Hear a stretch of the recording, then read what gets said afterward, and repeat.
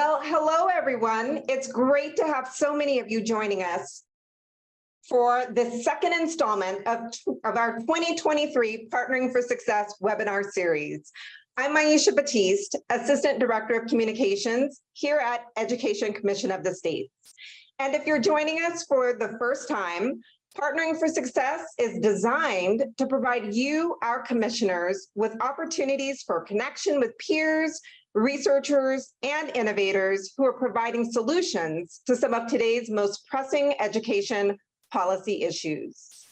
We intend for you to leave these webinars filled with insight, inspiration, and resources that will support you as you address similar challenges in your state. On that note, we'd like to thank our partners who help make events like this one possible. Thank you for your continued partnership and support. We look forward to hosting this webinar series with you and with state education leaders throughout the year.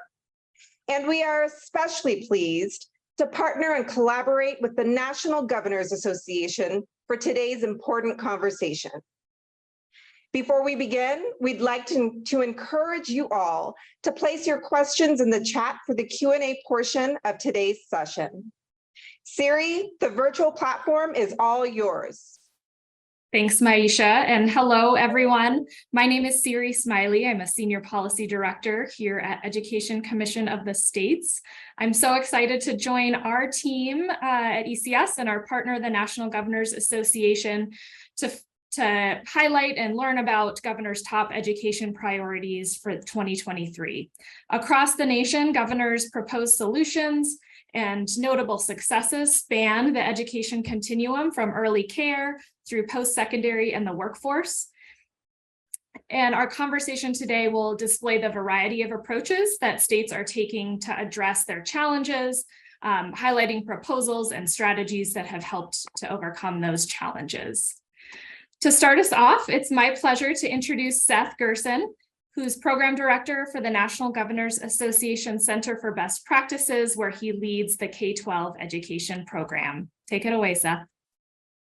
All right, thanks, Siri, and good afternoon, everyone. It's great to be with you today, and a special thanks to Jeremy Anderson and the ECS team, particularly Zeke Perez and Carlos Jameson. As always, it was great to work together to develop and release this joint resource that we're talking about today.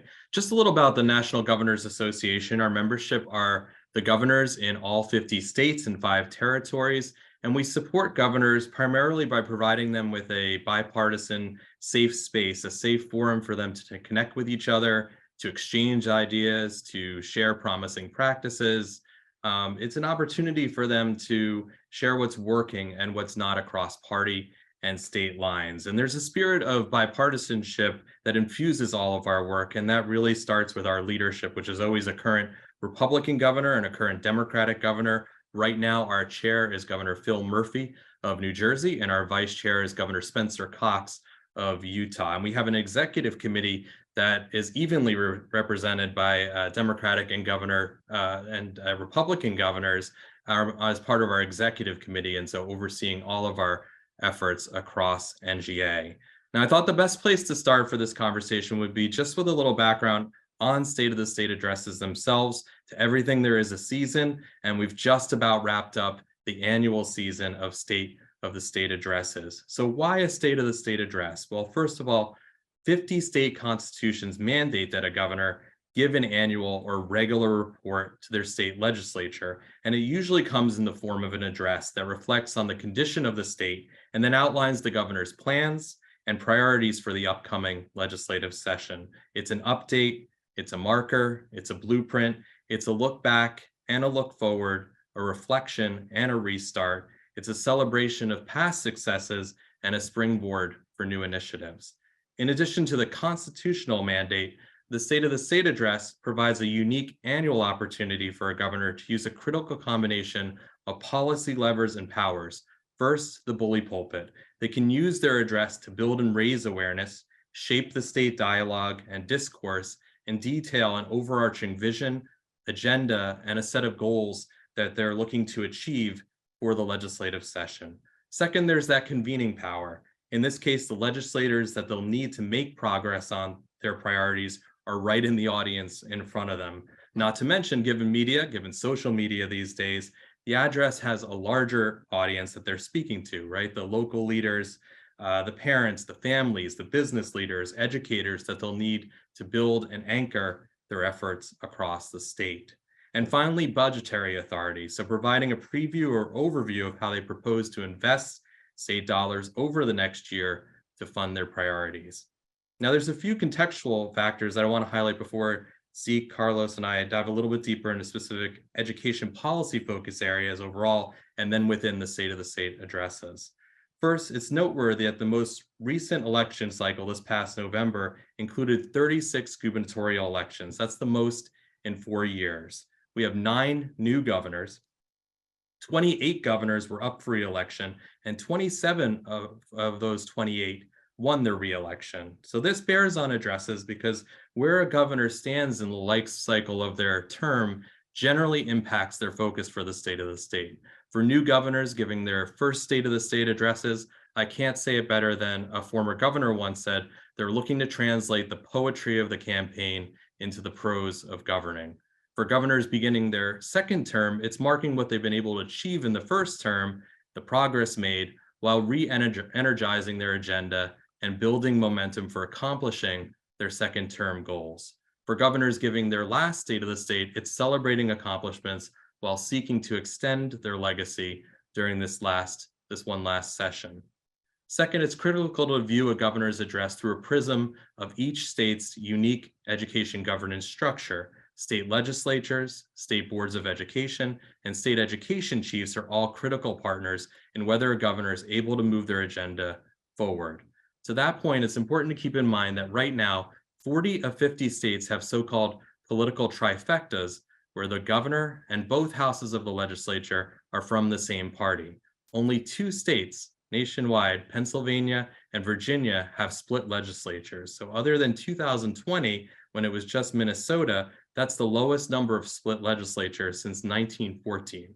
So we're in a very unique time right now. So if there's that intra-party alignment, that unity can really provide a smoother road of passage for a governor's priorities. By contrast, in states where there's a split between the governor and the legislature, the speech can be used as a first volley of priorities and a way to make the case on what likely will be a session-long negotiation.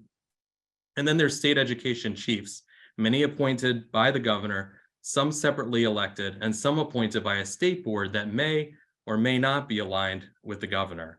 There have been 20 new state education chiefs appointed or elected over the past year, which will almost certainly have a strong ripple effect on state education policies as well. With respect to governor-appointed state education chiefs in particular, it's important when you're looking at a governor's priorities to closely track the actions of their chief and Department of Education. When Commissioner Pender, for example, Pender Macon in Maine, or Commissioner Penny Schwinn in Tennessee, or Secretary Katie Jenner in Indiana acts, they're almost certainly acting within the full faith, voice, and vision of the governor as an extension of the governor's overall education priorities.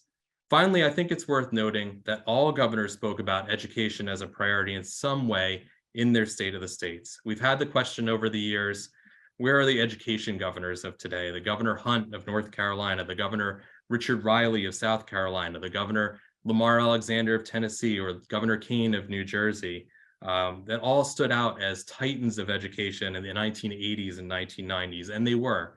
But the short answer is that all governors are education governors now. Back in that time, it was rarer and more notable for a governor to speak to these issues, but now all governors do. Some may come at it more from the post-secondary and workforce side, some from the K-12 side, some from early childhood, many from all three, but all are speaking to it in some form.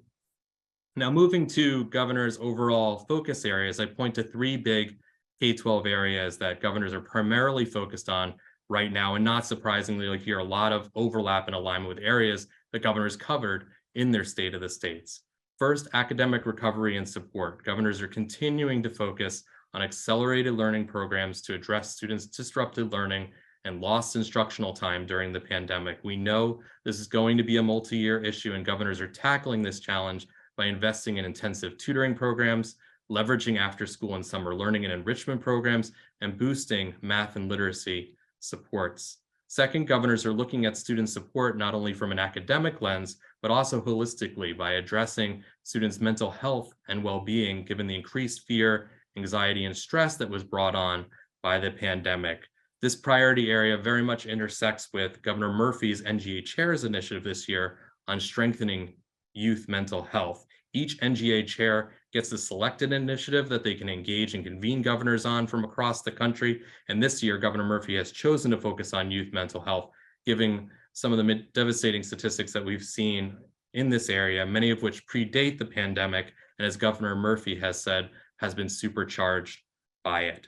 And third, governors are focused on educator recruitment and retention, including amplified educator and school staff shortages in many states and districts across the country. To address these shortages in the short term with limited ideal options, governors are looking to substitute teachers, retired teachers, resident teachers, teachers' aides, or paraprofessionals to help fill the gap. To address shortages for the long term, governors are boosting teacher salaries and strengthening their educator pipelines to better recruit, attract, and retain school staff, including grow your own programs, teacher residency and apprenticeship programs, and expanded mentoring, professional development, career pathway, leadership opportunities for beginning and experienced teachers. And I'll end just by saying, we know all three are interrelated, and governors' offices are very much looking at it that way. You certainly need a strong, stable, high-quality educator workforce to effectively address academic recovery and student well-being. And that without addressing the mental health and well-being of students and building those strong partnerships that we know are so important between families and schools and communities, it's very difficult to address the academic needs of students. So all are connected. So I'll stop there. And that's just a snapshot into what we're seeing at NGA across the country. I look forward to your questions after Zeke and Carlos's presentation. So thank you. And I'm gonna hand it back to Siri. Thank you, Seth. Really appreciate the overview and really the context setting for what is the governor's role in education policy, and specifically then how do governors leverage the state of the state address in advancing their priorities, including their education policy priorities. So I'm excited to get into the trends for this year's State of the State addresses, and leading today's presentation is Carlos Jameson, who is a policy researcher here at Education Commission of the States, and one of our senior policy analysts, Zeke Perez Jr. Thanks, Siri, for the introduction. Our research team analyzed State of the States addresses from 45 governors in 44 states and the US Virgin Islands. Some of this analysis also included budget addresses and inaugural addresses in states where a State of the State speech was not given. This year, we highlighted 7 key trends in governor speeches: K-12 funding, workforce development and career and technical education, teacher staffing, early learning, academic supports, physical and mental health, and post-secondary affordability. Our State of the States tracker is a great tool to dig deeper into the education policy proposals discussed within our brief. With our tracker, you can look at a state to see all of the education policy proposals discussed by the governor.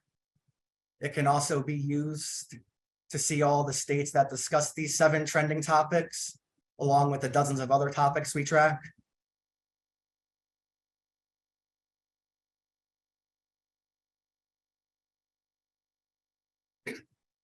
As we will discuss, all the trending topics from last year's brief emerged as trending topics this year as well. We also saw the emergence of a new topic this year, academic supports. Academic supports discusses student achievement and the need for continued learning acceleration.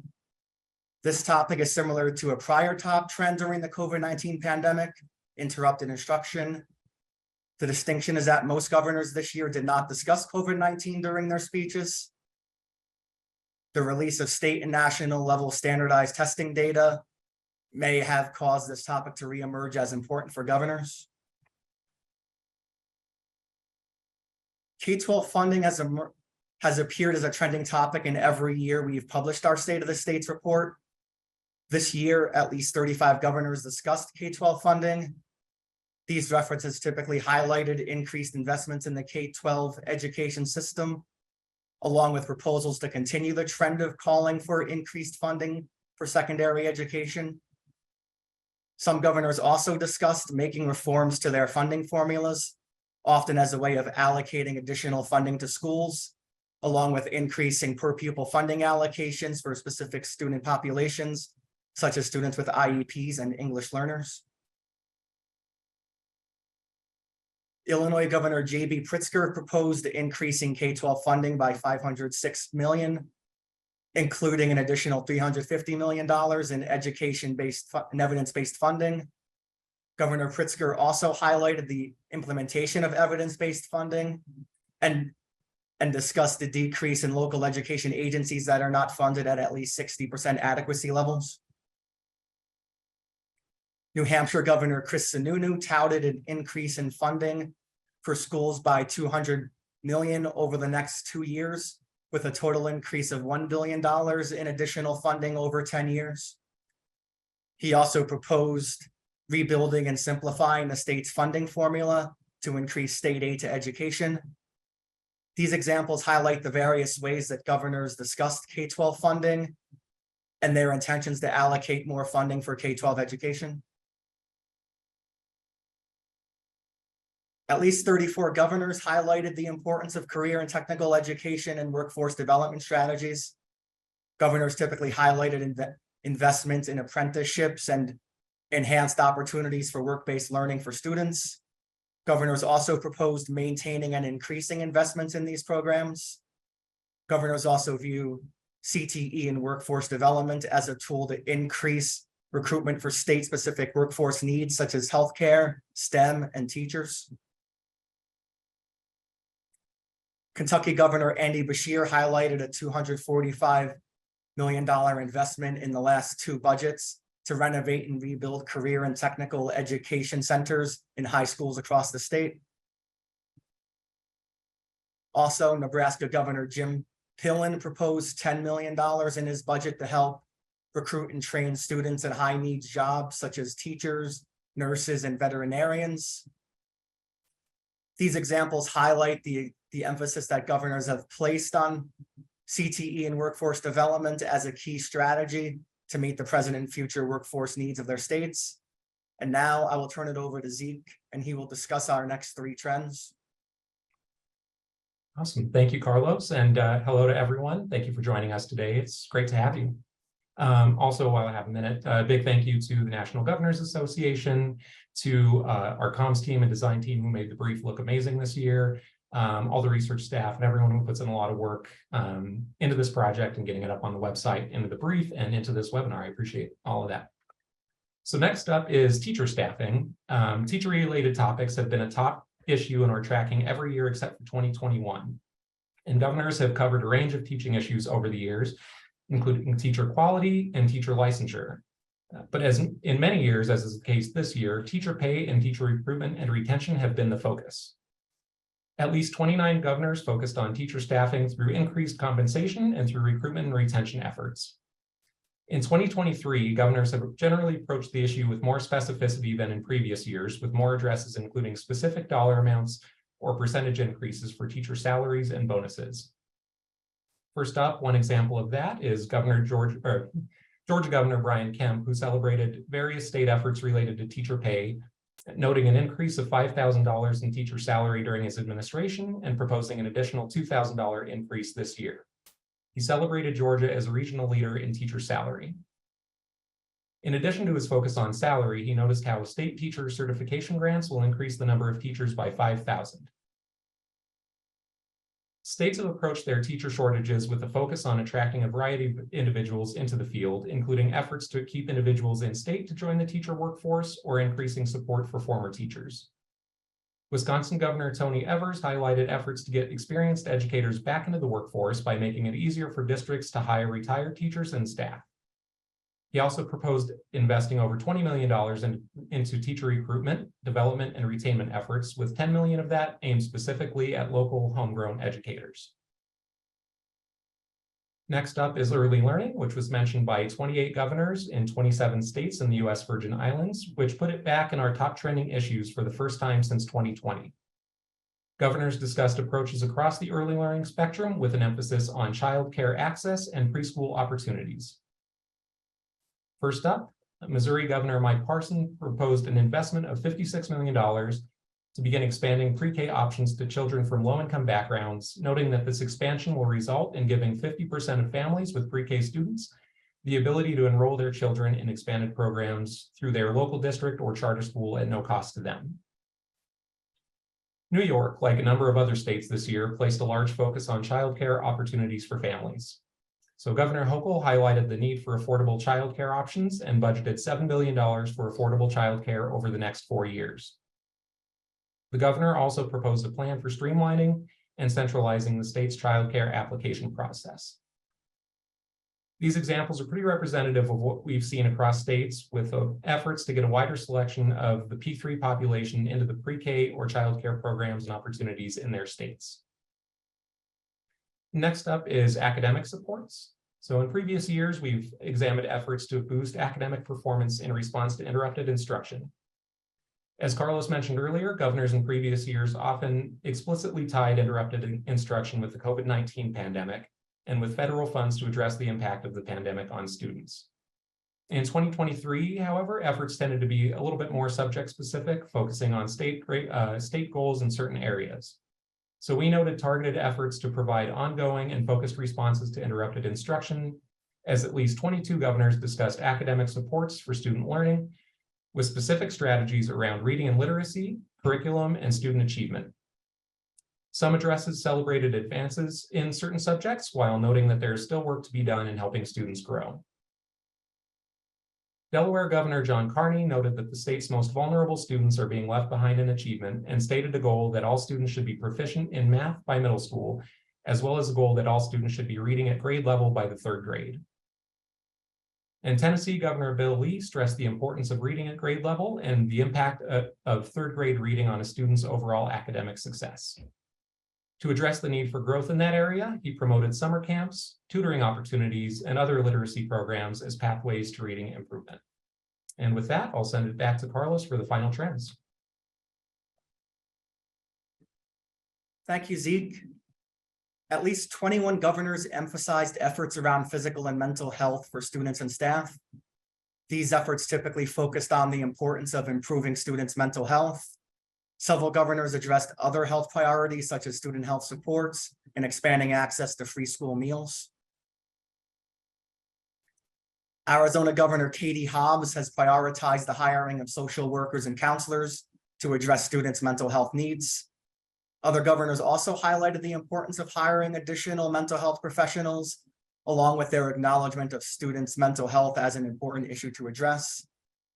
Some governors also view addressing mental health as an important strategy to promote school safety and healthier school climates for students. Vermont Governor Phil Scott noted investments in after-school programs, clubs, sports, and jobs as an approach to help them avoid substance abuse. Governor Scott also proposed strengthening the social and emotional health of students and staff. And finally, post-secondary affordability. Post-secondary affordability was an area of focus for at least 19 governors. This topic includes discussions of financial aid along with student debt. Governors typically discuss their plans to bolster their financial aid programs in their states by allocating more funding for existing programs and creating new programs. Governors also discuss the importance of reducing student debt. Colorado Governor Jared Polis proposed a new scholarship program for seniors in the class of 2024. This proposal is intended to serve as an incentive to address post-secondary enrollment issues by enticing students to pursue post-secondary education. And finally, Ohio Governor Mike DeWine stated that his budget would expand eligibility for the state's need-based financial aid program, along with increasing the financial aid award by $6,000 per student for up to 4 years. Governor DeWine also proposed awarding students in the top 5% of their graduating class with $5,000 a year to attend a college or university in the state of Ohio. These examples show how governors address financial aid and how they may also view financial aid as a strategy to curtail present and projected post-secondary enrollment declines. And now I will turn it over to Siri to begin the Q&A portion of our webinar. Great. Thank you, Carlos and Zeke, for sharing the high-level trends. Excited to have some time here for question and answers.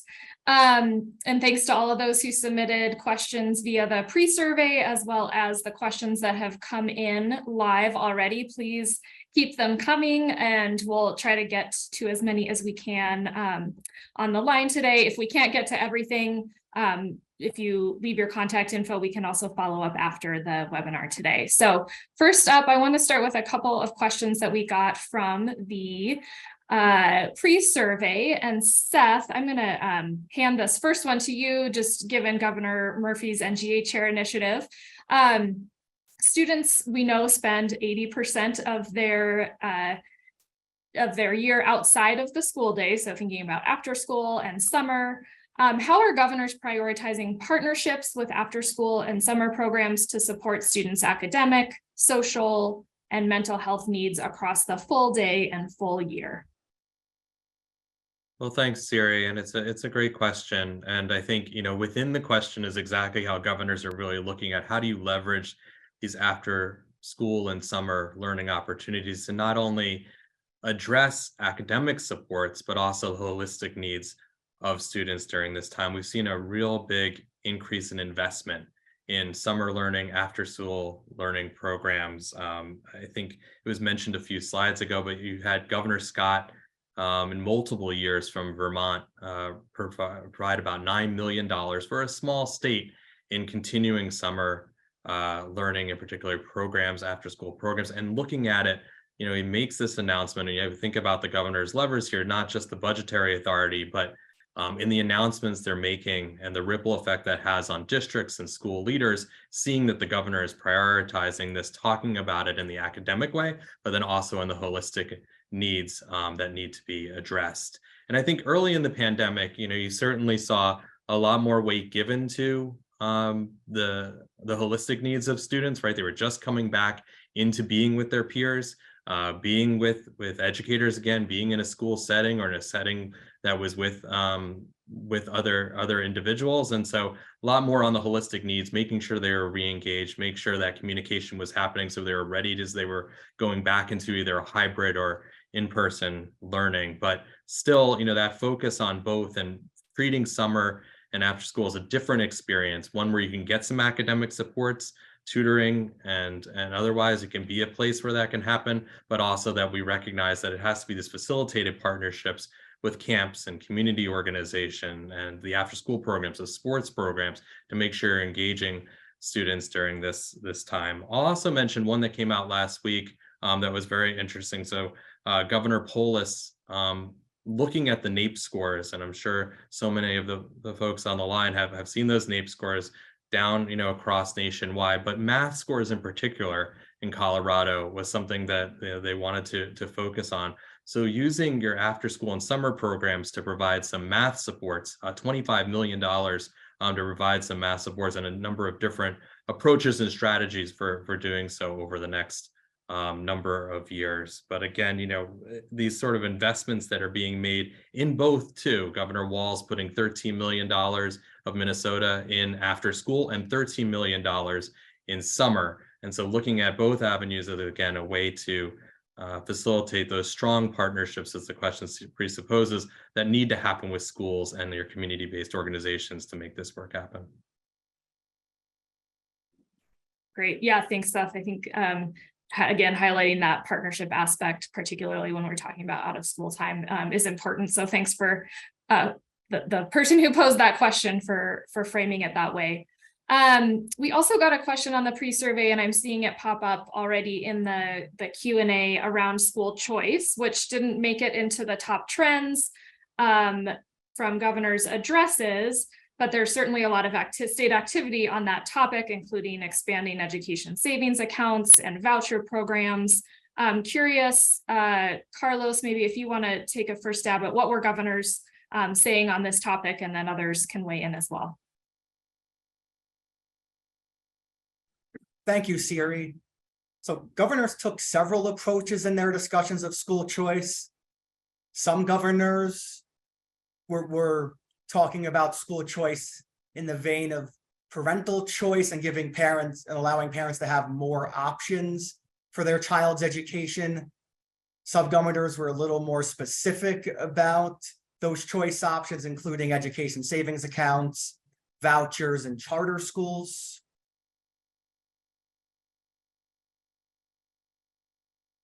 Great, thanks, Carlos. Seth, did you have any additional thoughts on that one? Just that I think you're right. Certainly it's a trending issue right now, even if it didn't make that top 7, seeing a lot of governors that interest in the education savings accounts. You mentioned Sierra, Arizona, Iowa, Utah, Arkansas. But it was interesting, looking through something just even yesterday that 700,000 students or so are benefiting from the vouchers, education savings accounts, tax credit, scholarships. And it's interesting to note that I think sometimes we forget 49 million students are in public schools right now. So when that juxtaposition of where those supports are and where the focus is, even if you're a governor is focused on that, you're also focused on so many different making sure those supports we've talked about are meeting all students' needs right now. When we bring together governors on this issue, it's very much around even for governors that are more reticent in the area, that they may have already high quality schools. And so charter schools in their state, and how do they make sure that the best quality education is happening in the schools that are already operating at charters, and how can that information be shared across from your public charter schools and the lessons that can be learned and to your traditional and back and forth, especially during the pandemic where many face similar challenges non-dependent on sector. What can be learned from how those were addressed? Even if the scope was different, how can that be that information be shared and that they can learn from each other? Absolutely. We also had a couple questions, again, from the pre-survey around specific subject areas or curriculum, including what priority governors are placing on arts education, and then also the priority that was placed on, or if governors were mentioning teaching inclusive and comprehensive U.S. history curriculum.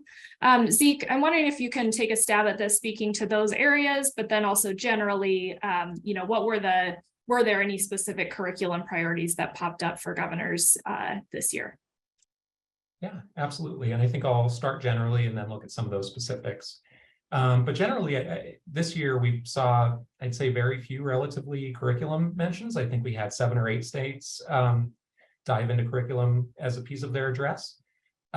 Within those, we tended to see a few that were related to history, some of those a little bit more political. We did see some related to history that were tied to executive orders that dictated what could or could not be taught in history. But overall, I think that hasn't really emerged as governors' policy trends this year.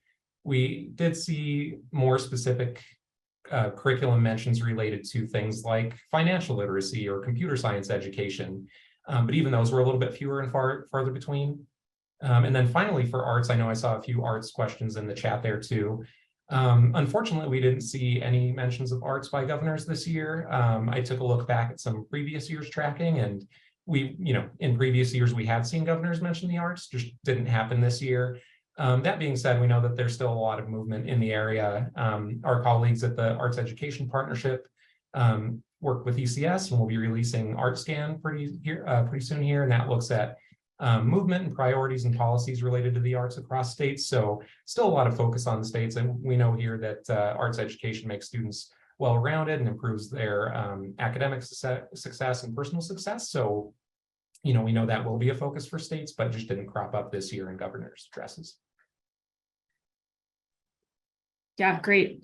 Got a question in the chat about assessment and state and national standards, also mentioning the arts here not being in the current trends. So wondering if folks can address, why that might be the case, or if it wasn't a top trend, what did you see from governors? And Zeke, let's start with you, and then Carlos or Seth, if you have anything to add, we'll go to there. Yeah, similarly, that one felt pretty scattered this year too. I think we saw a couple of states mention alignment. I know Governor Ivey just gave her speech and she announced or celebrated connections between standards and assessments in Alabama. So we did see a few states where that was mentioned, but broadly overall, probably not as much as we have in previous years. Yeah, I'll leave it for Seth or Carlos to add on to that one. Yeah, I would just add, I think that, we're in this time coming out of the pandemic where it's still, trying to figure out what do your assessment and accountability systems look like, given that there was that disrupted learning. So how do you truly measure student growth coming out of that time? What years do you use? So, and what's the role of technology, and perhaps, thinking about how that can change. We're seeing a lot of governor focus on using your data to ensure that you're targeting your supports to the right place. So the students that are most in need, how can you use your different data sources, whether that's your NAEP data or your state data? And I think the importance of sort of interim formative benchmark assessments is being able to see where students truly are, and how can that be fed into, again, a system that's looking at different indicators for doing so. We just finished up last year. We've talked about the Chair's Initiative this year on strengthening youth mental health. Last year, the Chair's Initiative was focused on, it was Governor Hutchinson's, and it was focused on expanding computer science education in K-12. And a lot of that discussion became around how do you use this new devices, the connectivity, the internet access, the billions that were sort of invested in making sure that students were being able to connect it. So governor's thinking still in this time of how to, now that we have those new devices and connectivity, how can you use that to provide, experiences for students and really augment that in-person learning now that they're back in the classroom? Absolutely. Let's see, one of the aspects I think of school choice, sort of another way of thinking about it, is what virtual options are available. So we had a question in the chat about what trends we've seen, both full-time virtual school funding and virtual school accountability. And that's from David Schmidt. Anyone want to take a first stab at that one?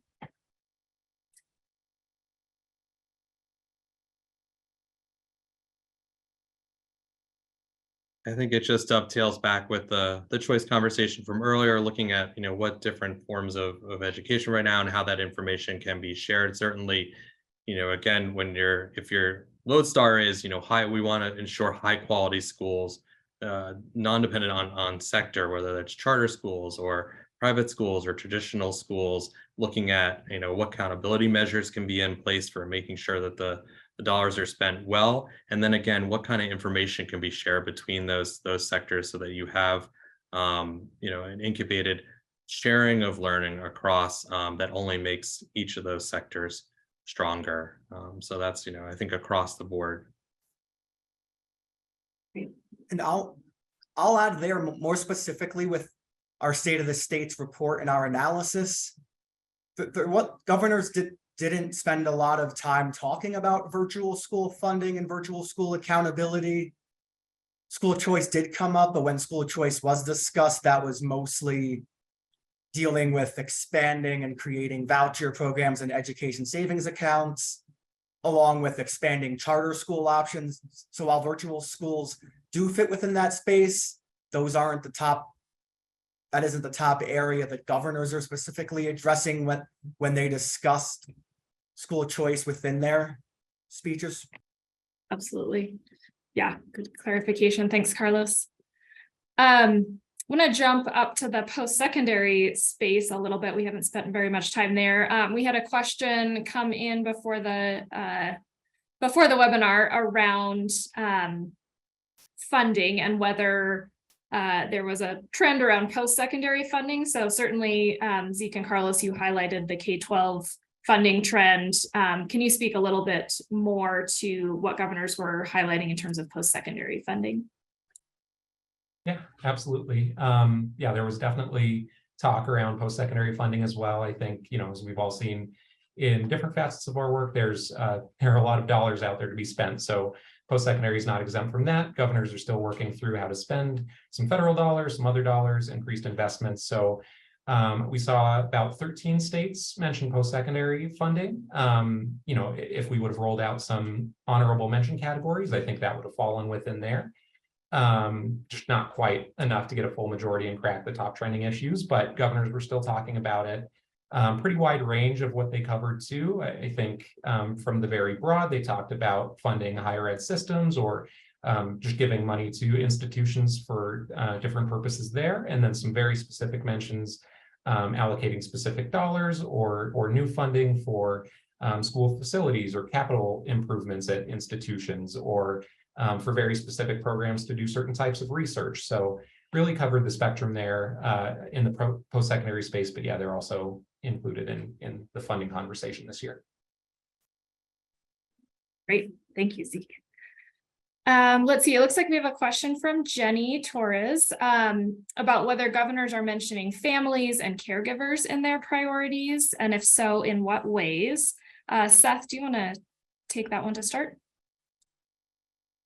Sure, I'd be happy to. And what this question makes me think of, it's a really great question.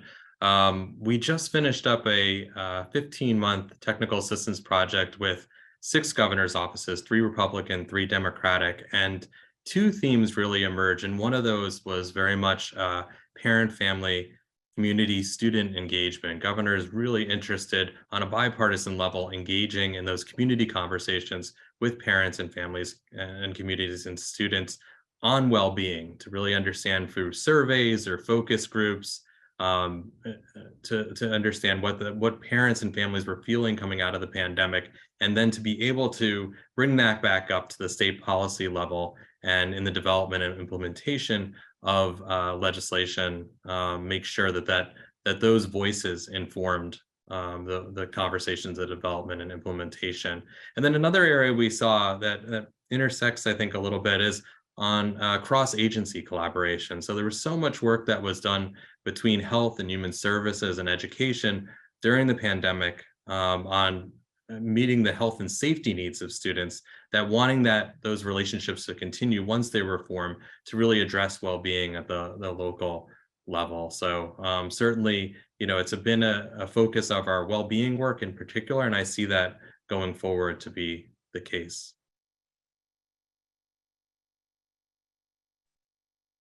Great, thanks, Seth. We also have a question following up, Seth, on the point you made about educator quality being integral to COVID recovery. Our governors seen, and I guess talking about that connection, in their State of the State addresses.